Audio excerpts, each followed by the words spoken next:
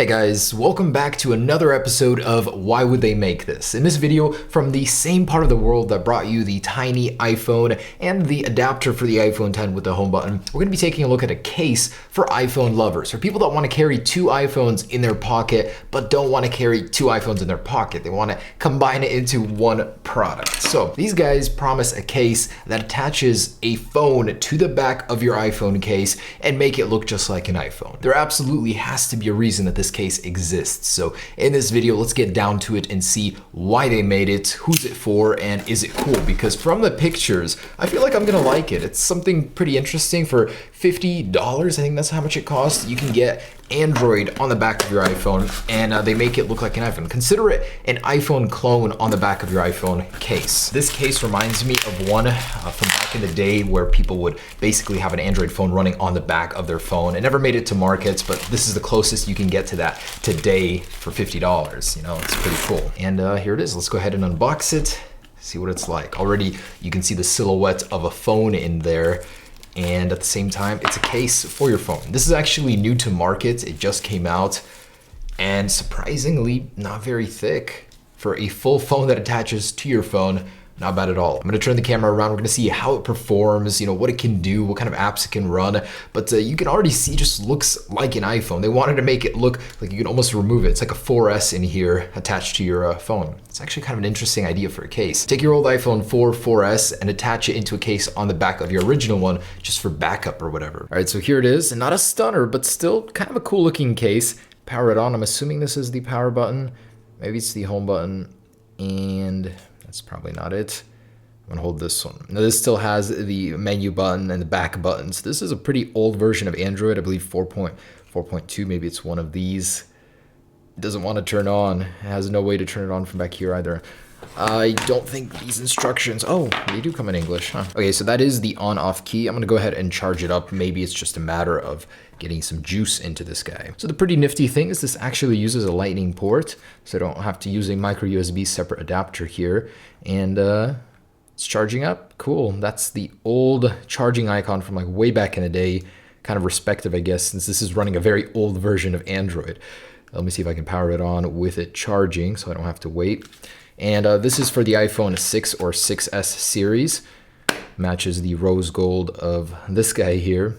So you have iOS on the front here, Android on the back. And this is the cheapest way you can possibly get this.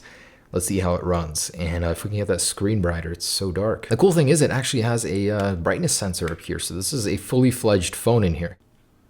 So slide to unlock, and I'm gonna see if I can get into the brightness from up here. Cool, so this is literally a full phone and definitely acts like one. So I'm gonna turn the brightness all the way up, and that's much better. All right, now we can see what we're doing here. So I'm gonna go ahead and lock it, and it has the iPhone lock and unlock sound. So let's go ahead and slide to unlock here.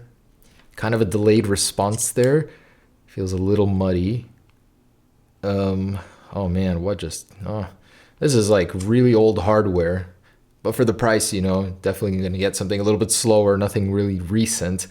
And the screen doesn't get too bright. You know, I'm using it in the studio with a bunch of lights around me, and it's kind of hard to see, especially through the camera here. But I'm gonna go ahead and jump into settings. So let's jump in and see what it's running. I believe it has 256 megabytes of RAM, a single core 1 gigahertz processor, not some sort of hardware that I recognize. And yeah, pretty old, ancient version of Android. The home button does work. That's the app switcher. So cool. Not too bad. Little delayed here, but still, what an interesting concept, honestly.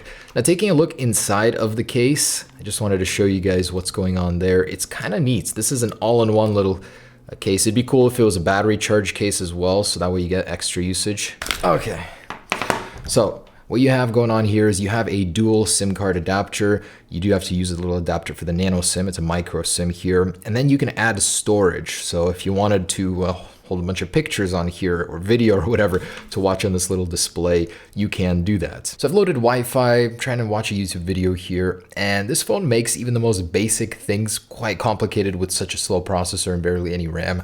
And actually YouTube's actually not so bad. I expected worse. Speaker is pretty loud actually. It peaks, but it's loud.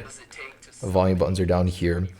So I'm actually surprised. It does pretty decently for a YouTube little player as far as streaming goes, although I can't seem to get it into full screen mode here. It's actually not half bad.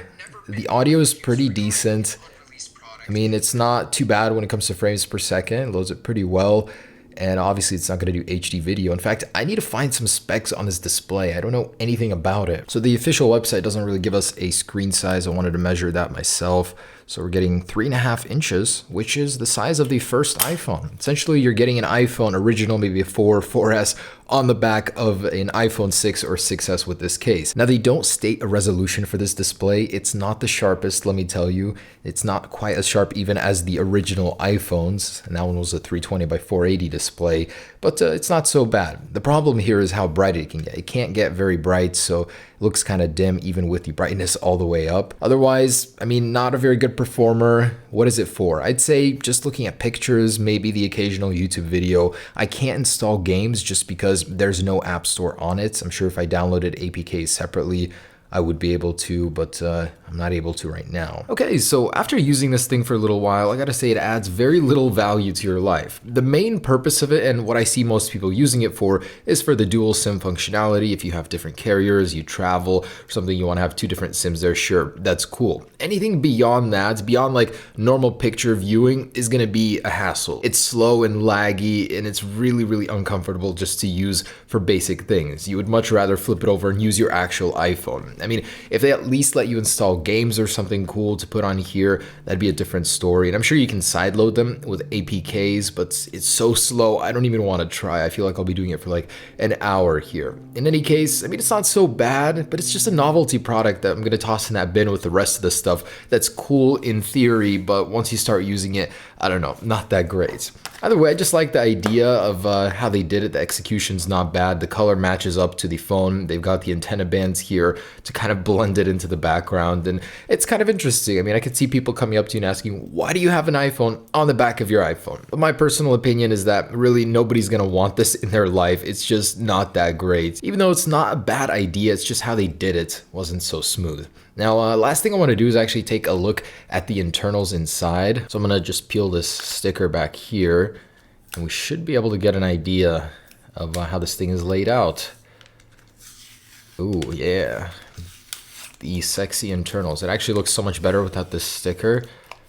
Cool. So much like a smartphone, it has a logic board up here, and then a big battery down here. Everything that you have access to, though, is exposed here. So pretty cool, I guess. Just don't really see a use for this in my life. Anyways, guys, there it is. That is the case, the iPhone case for your iPhone. Kind of cool in theory. Again, not so much in execution. So thanks for watching, guys. Just wanted to share another novelty product with you. I do hope you enjoyed it, and I hope I prevented you from buying it after this review. It really kind of sucks.